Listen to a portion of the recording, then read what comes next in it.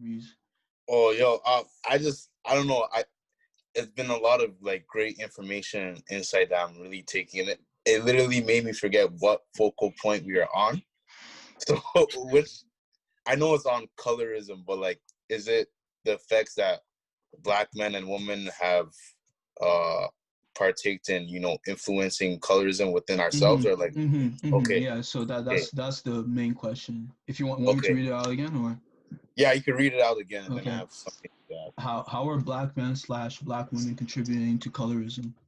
So that's the Okay, main question. okay, and also I think, okay, back to what I'm gonna kind of relay on what Romeo was saying too, especially with the media too, because there's a lot of Black creatives out there.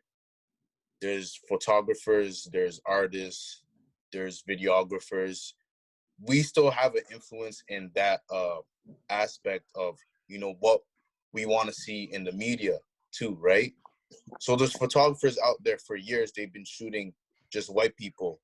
You can't tell me now that you're not aware of these things, and like now you want to start raising the awareness of, oh, there's Black models out there, like as if Black models haven't been out there from time.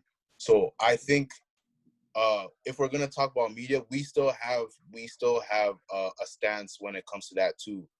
Like I said, as Black creatives, like if we want to implement and bring Black people within our own body of work, we can do that. And when Black people do things, people watch, right? So we have a huge influence in that sense as well. um I just want to tell everybody has to watch Skin on Netflix. Is pretty much I think it's a Nigerian based is a London based Nigerian lady who goes back to like Nigeria, and she talks about how like bleaching and like bleaching cream is such a huge thing going on, because a lot of Black people back home are just not proud of their own skin and being dark. So Sorry, what was yeah, it called? Skin? it's You called said? Skin. Oh, Skin okay, thank on you. Netflix. If Appreciate you guys can watch it, it's like an hour. So yeah, I Okay. just want to. I felt like if I didn't tell you guys, like I would have been doing a disservice. But Skin Mhm. on Netflix, everyone needs to watch that. Yeah, All right, that's all I gotta say. no worries. Okay, so Reese, and then I know Olga wanted to say something, and then we'll move on to the next question. Yeah, I like the wording in this. He was talking about how basically you're deciphering from right and wrong, and that was always my point on it too. I remember a while ago having a convo with Rome's and all them a while back, and one of the points that was brought up, I think it was on this topic too. I think it was along the lines of like I think the first step to um, accountability is being cognizant of the fact that like different individuals are products of different environments. So like say someone from like an area like Calabasas, like being around like mostly white people versus someone from Atlanta. But then like even then like that doesn't excuse like any type of treatment against dark skinned people, because at the end of the day, like if you're a human being, you grew up in a normal household, it's between right and wrong. Like it's basically treating a human being with respect. So yeah, I agree with Jordan's point. And earlier when Rome was talking about how and a lot of people like might have to this because it was that I definitely witnessed like how Rome was talking about how he felt a lot of black people in our school didn't feel like they were attractive because they weren't approachable, or so they thought. And this is like a personal thing. Like this is something I can attest to. A lot of people from my high school, they'd always say some shit like, "Oh, like I wish I went to Rochette because like the girls there didn't know how to treat dark skinned men better." And that was like something That's It's not even. true. It's true. It's true. But okay, but my bad. My bad. that's so that was like a personal point that I witnessed. A lot of Indian people probably saw that too. I think what I'm basically trying to say is uh, there's there's ways that even someone with like the purest intentions can be complicit with like the negative treatment of dark skinned people. But one of the ways I think is being, I guess, ignorant of, or like not calling out people that kind of contribute to that negative treatment of dark skinned people, especially dark skinned women. I think if you recognize the fact that you you know between right and wrong, and you're not, obviously it's a growing process. Like a lot of people were saying, like back in high school, they weren't really the most vocal, they weren't the most aware, but like as you grow up, you kind of not know the difference between right and wrong, but you kind of, it's easier and you're more comfortable to call it out. So um sorry, I'm kind of just going, I kind of lost my point, but Do you No, want it's me all to good. do? Sorry, my bad. Do you want me to toss it to Uber and then?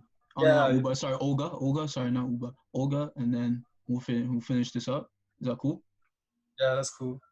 Okay, cool. Olga.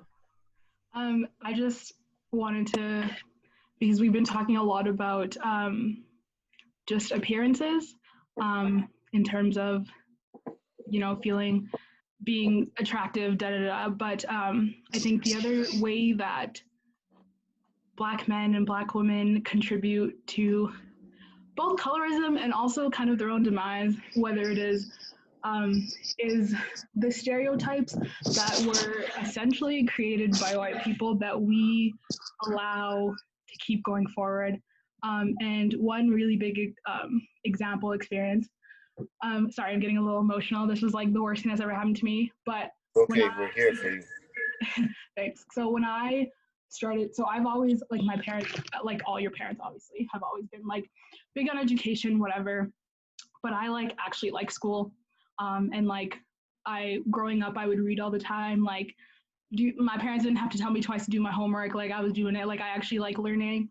And so when I went, like it doesn't matter in elementary, but when I went into junior high, I went into AP, which is like the advanced placement program. And I was the only Black person in all three grades, so like grade 7, 8, 9. And just like the way I was constantly questioned, like, so at my school it was like anything with like classrooms -1 was like the AP. So anytime I told someone I was like -1, they'd be like, no, you're not. And I'd be like, why not? Like, they'd be like, oh, you're smart? Like, I didn't know you were smart. It's like, you didn't know me at all, but okay.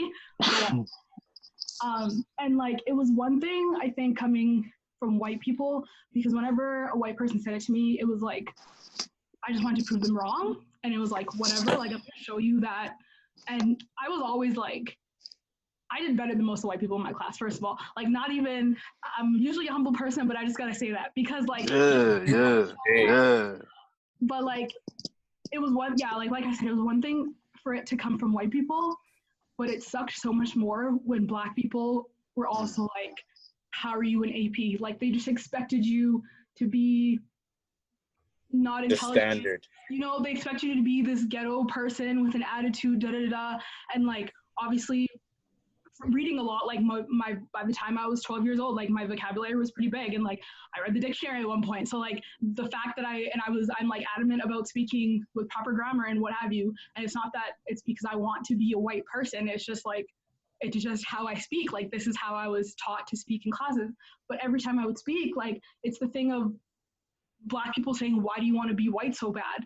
When you start doing things like being smart and wanting to go into medicine and wanting to go into these educational fields instead of just playing sports, instead of just, you know, and not to like knock down sports or being artistic, like those are just as important. But it's like, as soon as a Black person wants to do something that's more educational, it's like other Black people tell them they can't, because and I feel like that's Black people feeding into these boxes that white people have put us in. They've told us, you can't be a doctor, you can't be all these things, you're not going to do good in school, you're going to flunk out you're not going to graduate, all the stuff.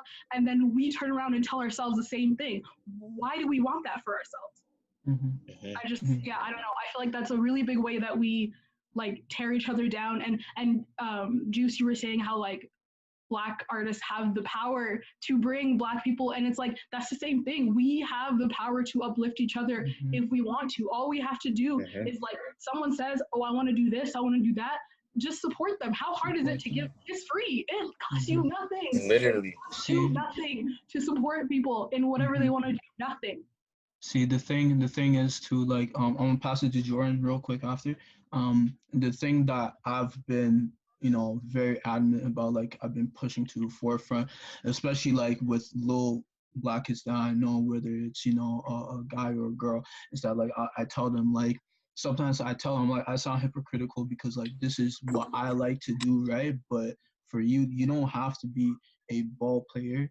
You don't have to be a musician. You Nope. don't have to be like, you don't have to be something big. You don't have to be an Instagram star for Nothing. people to respect you and know that you matter, and then you can make change. You can make change by cooking stew for the community, and your name lives forever through that. Like, you know what I mean, right? And Mhm. I'm glad you brought that up, because I feel like as a community we kind of just put that aside. We're like, nah, like I have to get out the hood, either rapping, playing ball, or I have to, do this. It's like, nah, you don't. Like, you literally, like, you can be whatever you want. Like, don't let anybody put you in the box ever. And so thank you so much for sharing that, because Yeah. that's Thank very you. powerful. Thank you. Jordan, you gonna say something, and then we're gonna move I on to really the want next to question. back off Oga's point too. For one, Olga, I wanted to say 100% for you. Appreciate that. Like, and the other thing that you were mentioning about, right, like with our parents, right? I know everyone here, as just like as a black person, as a black student, doesn't matter. Education comes first, because nobody and everybody outside of this, they'd only see one thing. Once you have a paper that tells them, that's basically shut up. Mhm. That's the only way to shut them up. Because for us, like you said, right? And the thing that like I started to feel it for you too, when you were like, even our own kind was bashing you for being like, oh, what, you're smart, as if Yeah. no one is able or capable of being smart. Like there's a look to being smart. Mhm. How is there a look? If you put in the work, if you are dedicated enough, like Romeo was saying, if you can do anything, if you're dedicated enough to do it, do it. There's no limit for you to be able to do that. And the fact of the matter is, right, like just like you would kind of want to feel that kind of support from, I know it even hurt you more, from your own people, right? That they were like, oh, I thought you, like, as if like we're bringing our own standards down too. Why would you do that? Why would exactly? Why would you bring our own selves down? Like, no. And you were like, they were completely okay with what they did, right? Like they're completely okay to be complacent with where they're at. Why would you want to be complacent? Why would you want to just stay here? Overachieve, do more than what somebody else is trying to tell you, or what society has deemed us right? Like, oh, the highest rate, and this is, I think I've seen the numbers, I can't remember, but correct me if I'm wrong, but the highest number of like overachievers that we see is for black people is artists and basketball players and sports and whatever, right? But that doesn't limit you to do anything else. It's not like, right, like the thing that came into us most, like we had our first black president. Like, what does that say for other people that in the world, right? Like, it took a long time, but we had a dream, and guess what? It was overachieved. It was achieved, right? I'd be going back to like the stuff like Sam Cooke and all those other artists way back when, and they're like, one time maybe we'll have a black president. My guy, it happened. What is that supposed to say to our younger generation? You don't have to just make it out in artist rapping, whatever, and whatever else somebody else is telling you. You can make it out in anywhere else. So once again, I just appreciate your story and everything, and props to you for your story and everything. Breeze, and then we'll wrap this one up. I felt your story personally. Like I felt it 100% because me growing up in Whitecourt, I lived there for about 5 years, and I went through, I heard about the amount of microaggressions, the amount of overt racism, the amount of subtle racism I had to act like I was comfortable with, but really like looking back, like I was hurt. But it's crazy like how much we limit ourselves to like these certain stereotypes and these spaces, And actually, me and my younger brother, we were the first black kids in the whole town to participate in hockey, and that was like it was challenging being in that sport because like, everyone's white, everyone is no one looks like me. It's very hard to navigate in that space, and I guess I remember earlier too, having a conversation with Rams. Like one of our action points that we wrote down in the bulletin was having more black participation in these types of sports where we're excluded, like on purpose. We dominate in so many aspects when it comes to athletics, and the fact that we participate ourselves too in like limiting ourselves to certain spaces. Like, why isn't there more black people in gymnastics? Why isn't there more black people in equestrian, like stuff like that, and spelling bees, whatnot, like just different spaces like that. And I feel like that's something I want to personally affect. Like I know that I definitely have a team behind me and resources because right now I'm actually um having these types of conversations, these types of meetings with the football team at the U of A. And I feel like with that platform, I'm able to make a big difference in that aspect, that problem that I see going on. So I really like how you were sharing your story that you went through.